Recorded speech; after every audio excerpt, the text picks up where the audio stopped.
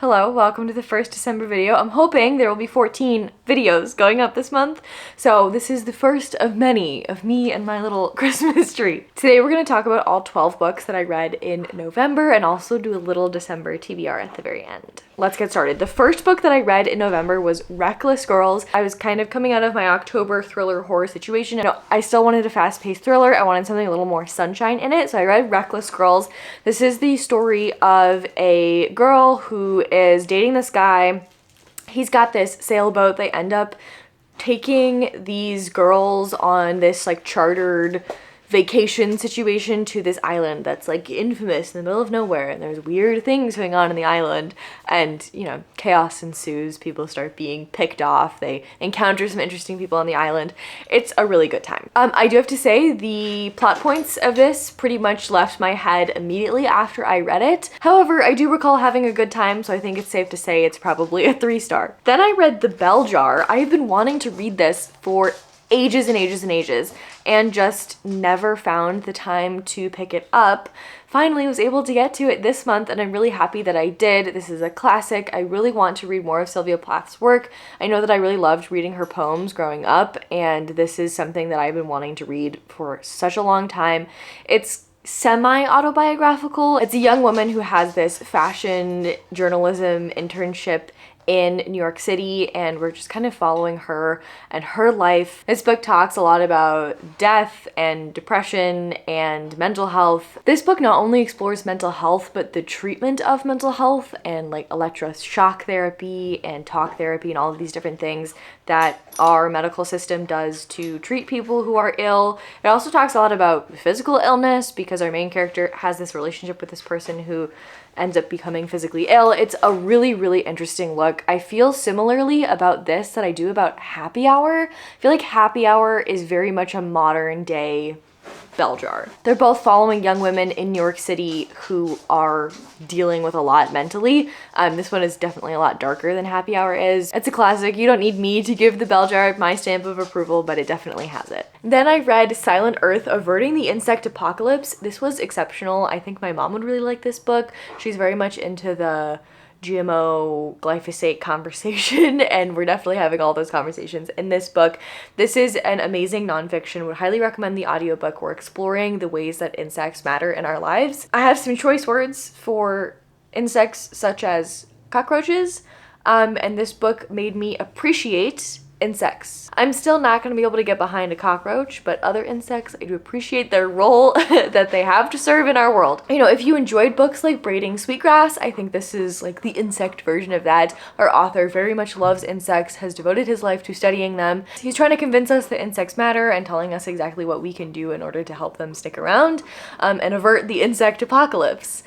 There was this little like fictionalized story at the very end that got me good, where he's talking about a world where we didn't do the things that we need to do. The apocalypse did happen, and oh my goodness, I would love to read a fiction book that he wrote. I think he's definitely got the mind for writing fiction as well as this amazing nonfiction, so would highly recommend this one. Next, I read The Fifth Season. This is my first N.K. Jemisin. I'm in the middle of doing a video where I'm reading 3 popular fantasy trilogies. Spoiler alert, no favorite author. That's all I'm going to say about this because I'm going to go into it much more in depth in a video coming up in a week or two, so stay tuned for that video, but I absolutely love the way that N.K. Jemisin writes. The next book I read was The Night Circus.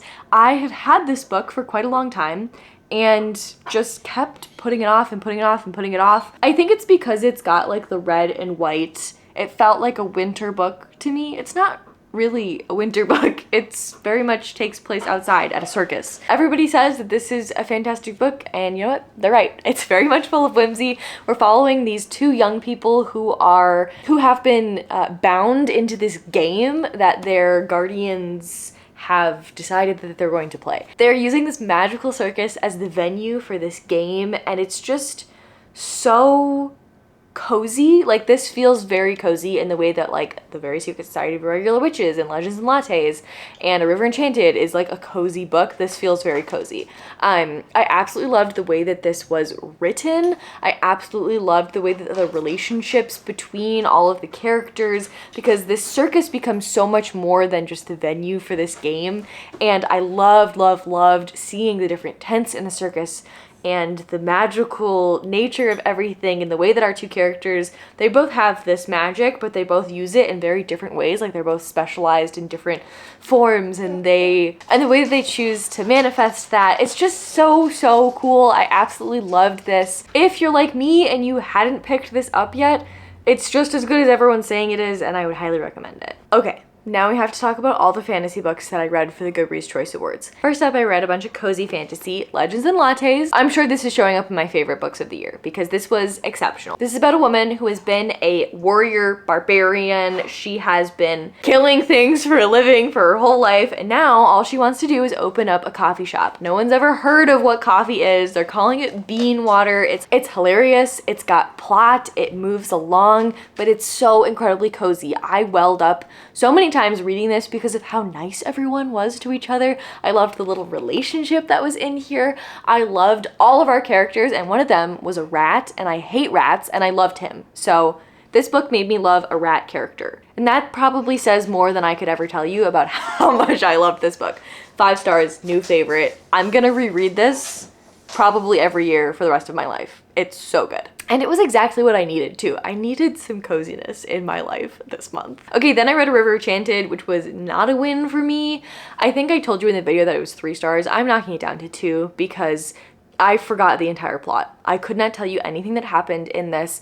I was loving the Scottish vibe of the whole thing. I liked the way the magic system worked. I liked the premise. I did not like the execution. I did not like the pet names the relationship in here had.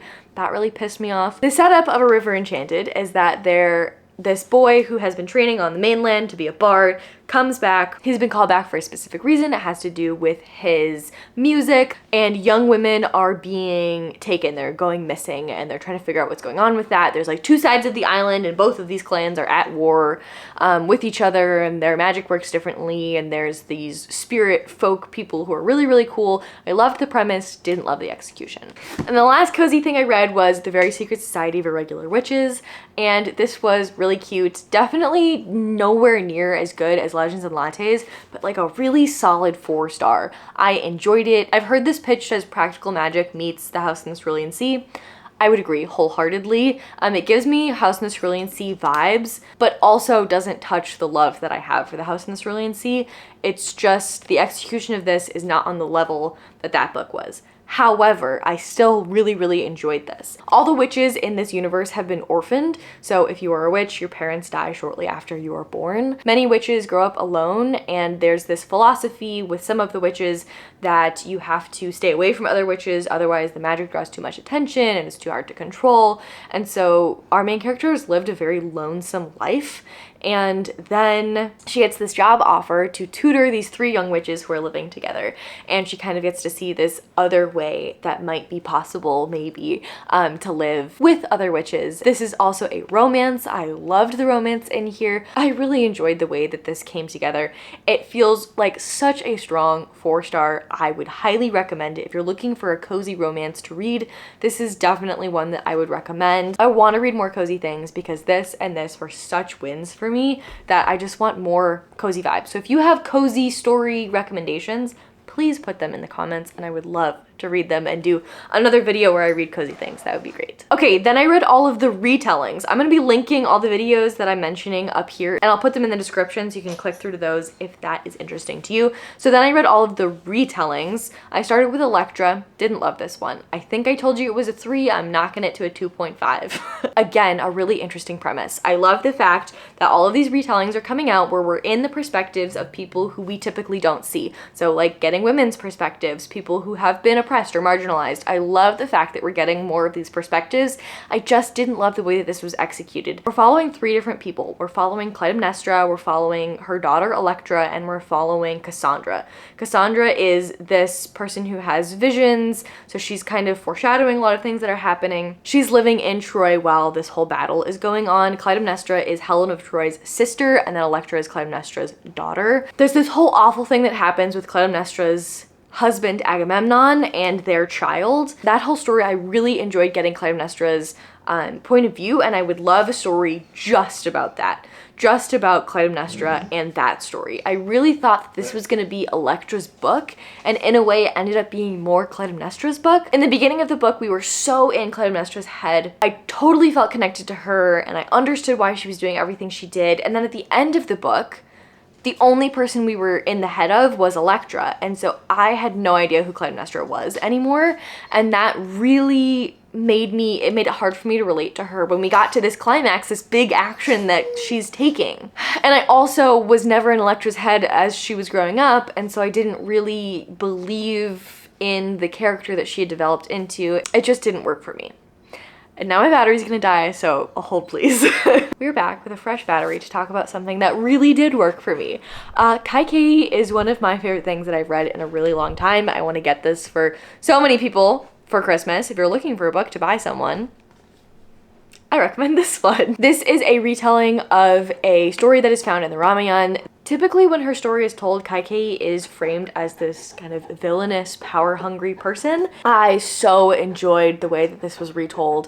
The author, Vaishnavi Patel, has talked about how she chose to tell this story because she wanted to explore why Kaikeyi might make this big decision that she makes. I completely understand why she told this story, and I'm so glad that she did, because I really felt so connected to Kaikeyi, and I understood exactly why she made the decision that she made when we got to that big decision. I'm trying not to spoil it for you if you're not familiar with the story. There's a magic system in here that is so purposeful and talks about genuine connection versus manipulation and influence. I just absolutely loved every single page of this. It's a big book, but I never felt like there was a scene that was wasted. It all needed to be there.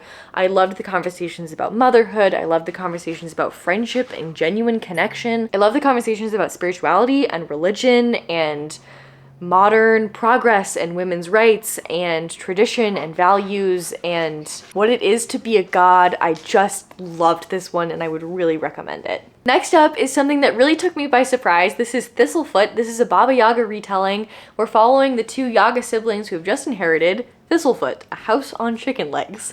And it is such a cool story.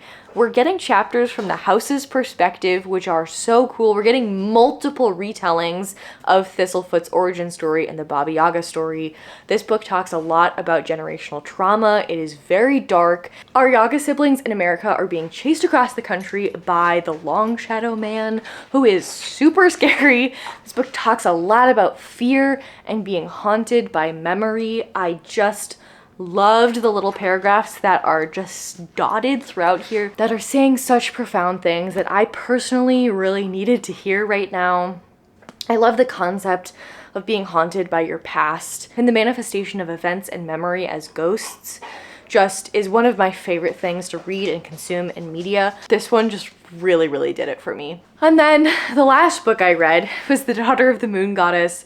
It's another 2.5, 3-ish star book. It wasn't my favorite thing. Again, I loved the concept. This is the story of the daughter of the moon goddess. She's going on this quest to try to save her mother. She has this like hidden identity moment for most of the book. She is learning her strengths and weaknesses, but the plot just feels so convenient. All of the problems are solved so quickly, and there just doesn't feel like there's any character development. There's moments in here where she's saying, oh, and this is the moment that, you know, never again would I ever think that way. And I just didn't believe that she was strong in any of her convictions because they changed so easily. This is a big book, but everything happens so fast that I feel like I never got the emotional effects of the events that were happening. It was just plot, plot, plot, plot, plot. It feels like an action movie, but it didn't have that emotional connection. I just never really felt connected to any of the characters or invested in what was going to happen. It just kind of happened, and then now it's done. And now we're done.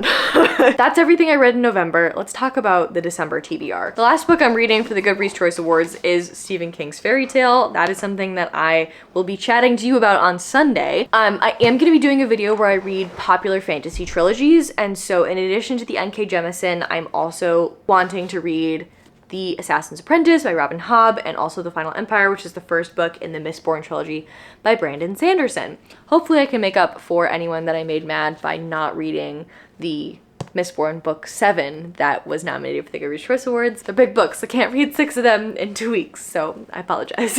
I would love to finish this before the year ends. We'll see if that actually happens. And the other things that are really high priority for me are tomorrow and tomorrow and tomorrow. I really want to give this as a gift to somebody, and so I would really like to read it and see if I like it enough to get a copy to give as a gift to someone else. I don't love gifting people books that I personally haven't read, because what if it's like an awful book? It's scary. That freaks me out. So I want to read this and make sure that it is good. I've heard amazing things about this. This is a lot of people's favorite book of the year. I would love to read it and see for myself. This is a book about two friends who meet in, I think, like the video game room of a hospital, and they end up creating a video game together that is successful, and apparently there's a lot of conversations about chronic pain in here, which is something that I'm very much interested in reading about, so I'm hopeful that this one is going to be a big win for me. I'm feeling like I want to have a fun video with holiday romance, so if you have any holiday romance recommendations, I would love to hear those in the comments. Anything from this year or from last year or from the backlist that you really loved, I would absolutely love to pick up. Bonus points if they are queer or if there are animal companions. That's everything that I'm going to commit myself to. I also would love to get to housebreaking. I know I want to read this in the winter, so whether or not it's December, January, or February, we'll have to see. But if I can't get to it this month, I definitely want to get to it in the new year. I don't know if I'm past time for middle game. I wanted to read this in the fall. I wasn't able to get to it. Now I'm wondering if I should save it for next fall or if I should just read it in the winter. Let me know what you think if you've read this. Should I save it for next fall, or is it a winter read as well? That's everything that I am really hoping to get to. If you have any recommendations for things that I should make sure that I pick up before the end of the year, I would love to hear them in the comments. I know I made a lot of goals. I made 2 different videos about my goals for the year. My goals changed halfway through the year. I know for a fact that I will not be completing all of those goals. I wanted to finish reading White Noise by Don DeLillo. I know there's a movie coming out about it now, and so I extra want to get to it. I'm just not in the mood for it. I'm not going to force myself to read something I don't want to read.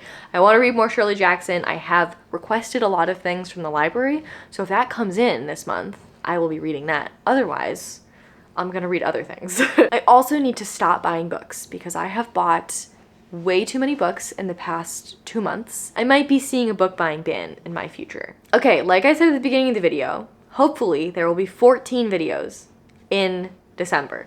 My video schedule, I think, is going to look like this. I'm gonna be posting on Thursday and Sunday for the first 2 weeks. So this is the first Thursday video, and then I'm gonna post on Sunday, a week from now, next Sunday. I'm gonna try to post Monday, Wednesday, Friday, Sunday for the 3rd week, and then leading up to Christmas, that last 6 days, I'm gonna try to post every single day. So we'll see if that actually happens. I have some really fun things planned, so I'm excited. My laptop is not excited. She's on her last legs. I did just order all the parts to make a new PC, but I am not skilled enough to put that together myself, so that is going to have to wait until my brother comes for Christmas. So I'm gonna have to make it through all of these crazy video plans with my laptop, who is holding on for dear life. So cross all your fingers and toes that my laptop holds on long enough for me to do all these content plans that I have. All right, I will see you in just a few days on Sunday for the final installment of reading the Goodreads Choice Awards nominees for the fantasy category. I will see you then. Bye.